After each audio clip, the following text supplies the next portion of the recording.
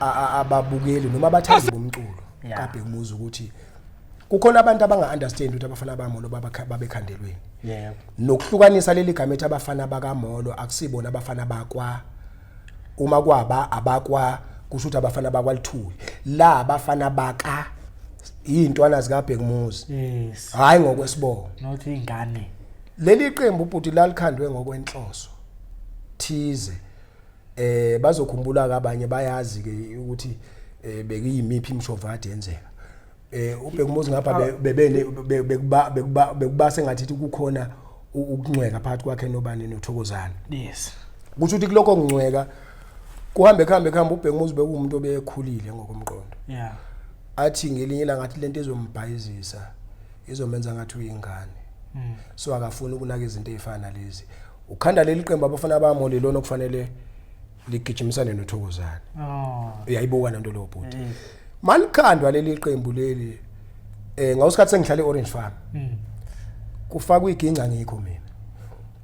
Alandwa amajita kuthiwa wacule mina kuthiwa ngitholakala ucingweni. Angazi kanjani bhuti. Alandwa amajita ajike emic onke amajita esasinawo ngaso sikhathi. Afika geja. Kwaze kwalanda enye insizwa ngapha ehlala ngapha koDube yayifana kakhulu noBheki Muzi bebizana wele usiza sengikhohle ukuthi waba nesibongo. Wafika naye wafika kwageja. Uthi ngelinye ilanga sine meeting yameva lephezulu eofisini ngo11 emini lukhala ucingo kimi kanti inamba ikhishwa uThuthukani uthi cha bobo umtshali uyatholakala nansi na uThuthukani cela nansi inamba kaMtshali afona uBheki Muzi ukuphi ngithi mina ngila eHillbrow emeetingini athi ngicela uma uphuma lapho uphuthuma ufike la eDowntown nangempela mangifika lapha ngifika uyena uThuthukani umzamo. Yes. Umaqhuthe sasivele sina emeeting lephezulu. Hayi igenge yangifica mina sengingale evocal room. Kuthiwa ngiyocula. Ingoma ngikhumbula kahle ingoma engaqala ngaye yayithi wemva kanjani kodwa nansi eyami ingoma. Ibize emoyeni njengezinye. Leyo ngoma leyo ngathi mangicula ngoba inkonyana isathu isinga bhuti. Yaphuma yathi noma ifika kagalo kwathi awunangiphuze ekhemesi. Eqale kanjani le ama yogurt naye? Hayi uyabona ke leyo bhuti. Iyahlekisa leyo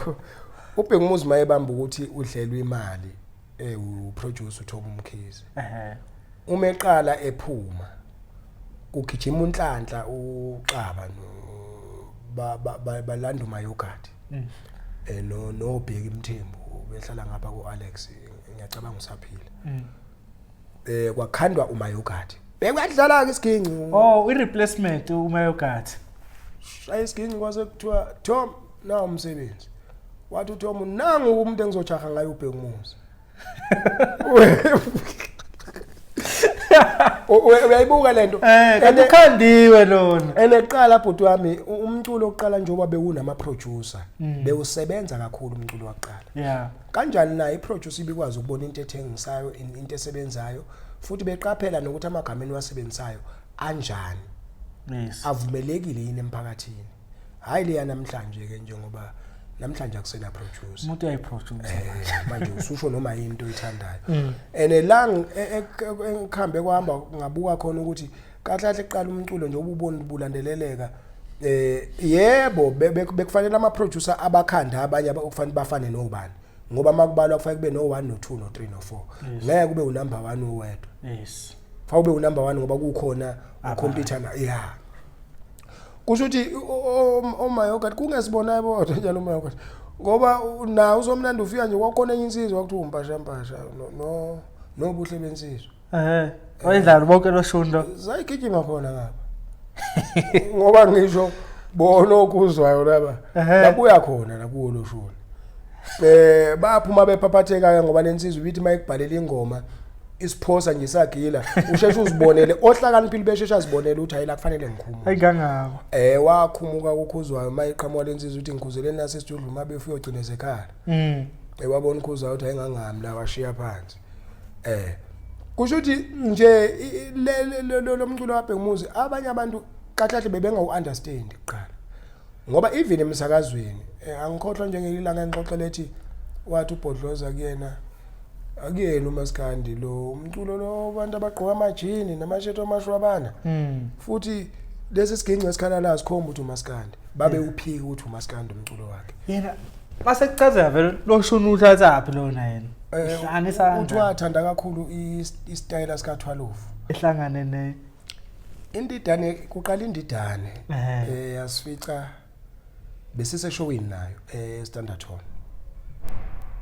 yacela ukuzosebenza noBhekumuzi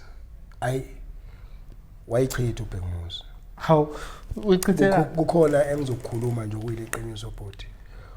uBhekumuzi ubekholelwa kakhulu umuntu odlala isiginci aphinde futhi akholelwe kumuntu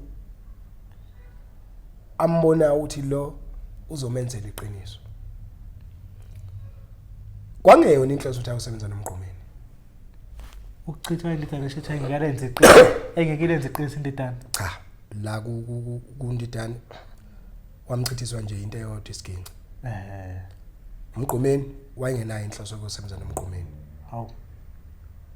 ngoba kwala noma esebiza imali ngengoma iyodwa umgqumeni uBhekumuzi phela indlela uBhekumuzi ayenqaba ngayo mayebona ukuthi hayi umlandelele avela kutshele ngemali ukuthi ingoma iyodwa kuzoba imali engaka ufuna ingoma engaka bathi la wathi umgqumeni ufuna 3 wengoma washaja imali uBhekumuzi wamentabeni ngoba laba babemfuna yaphuma lo mali ubani ngifuna ukubona ekuqaleni ukhuzwayo weza noma ngene umqumeni ukhuzwayo straight ngempela wakhipha leyo mali leyo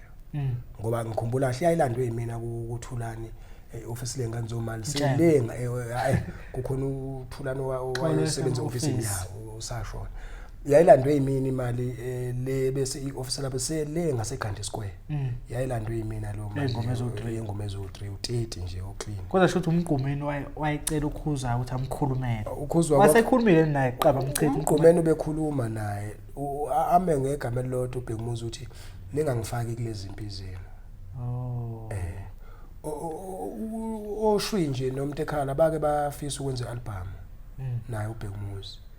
uBhekumuzi into iyafika yamnqabisa noma engashonga ukuthi akafuni wabuza ukuthi uma kuthiwa senza uBhekumuzi sizothi uBhekumuzi nobani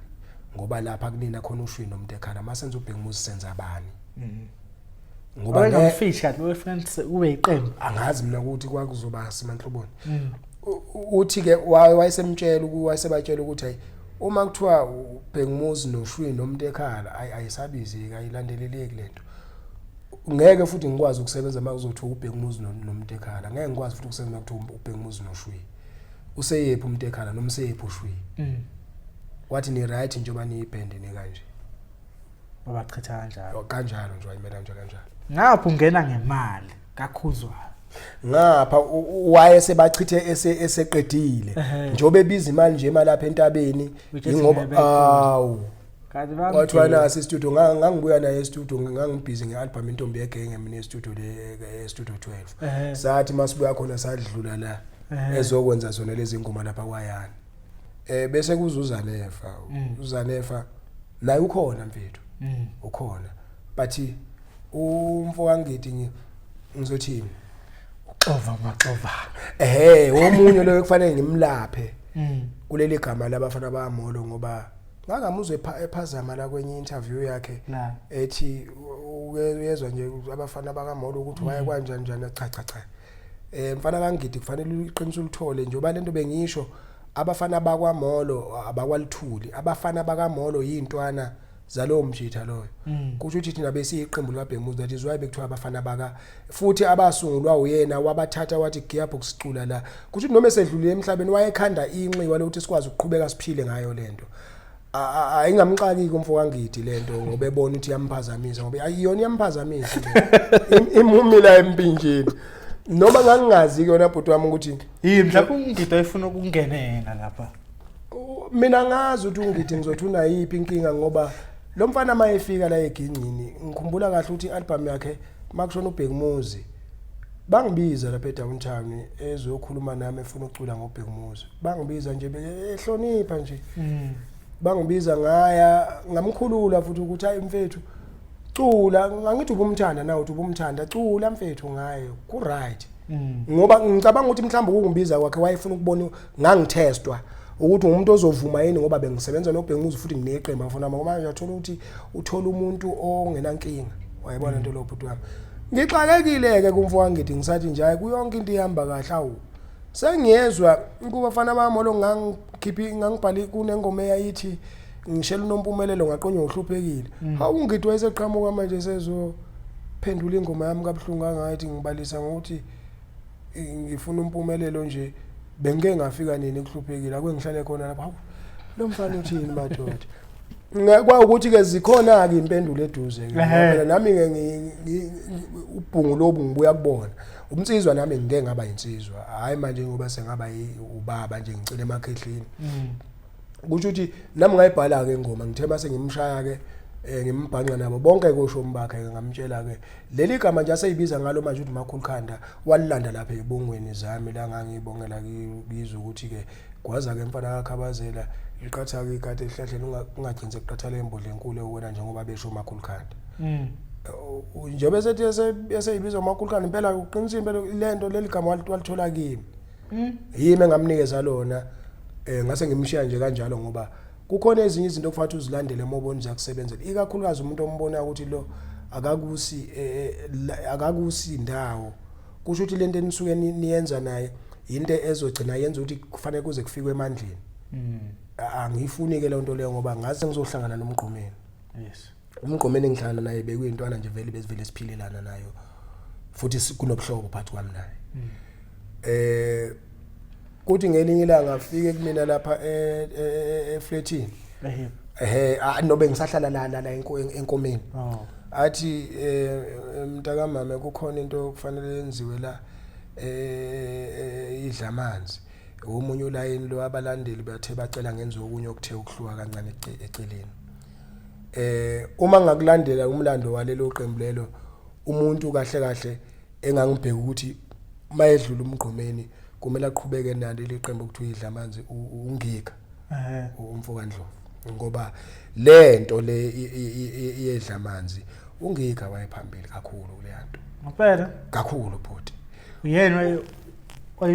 lento le kwakuthiwa ihlanganiswe namfuthi ngoba kwakufanele iqhamuke enye into ehlukile yes uyayibuka lento le kuzofika isikhathi sokuthi ngidanse lapha ngidansa nje lapha mfowethu lento iqale yakhulunywa la abantu bafuna into ethize ubefika umgqumeni mfethu uhlale lapha athenga inyama kusiwe kudliwe ke mina ngumuntu ongayidliki inyama mntama uzodlanela ngathi hayi mfethu mawufaka lilodwa lemnyama nguguluva mfethu nami ngenza konke njengomjida yabo hayi kusho ukuthi nje kuze kuzofika isigaba sokuthi manje sekufanele kudanswe album singaphandle into yonke le ngiyaziyo futhi umjida engiyaphilelana naye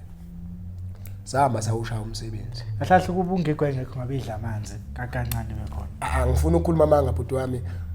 ukuba khona kwedla amanzi ungika wayidlala indima enkulu kakhulu kusho ukuthi ke bhuti ngasebenza ke ngapha kumgqumeni mangisebenza ngapha kumgqumeni ngapha sengine contract noGalo angibuza uGalo ukuthi kuza kanjani wena uhambe uyosebenza nabanye abantu ekubeni une contract ngapha ngimbuze ke mina uGalo ukuthi wena kambe ungiholela after how many months from royalties yabo ngoba yonke into mfethu yenza la ufa indlela idlule emalini bhuti ungiholela after how many months athi uGalo hayi phela ama royalties uyathola after 6 months ngithi nalezi ezinye inyanga ngidlala ngoba nama job asinawo bafana bami ongenawo ijob phela kwakungangilinda la uma royalties futhi kwakusey album yokuqala le singazi ukuthi izosinikana akuba selfish ngalindi album eyodwa ama royalties indleleni nama gig awekho indleleni banjwa ngayo kwamba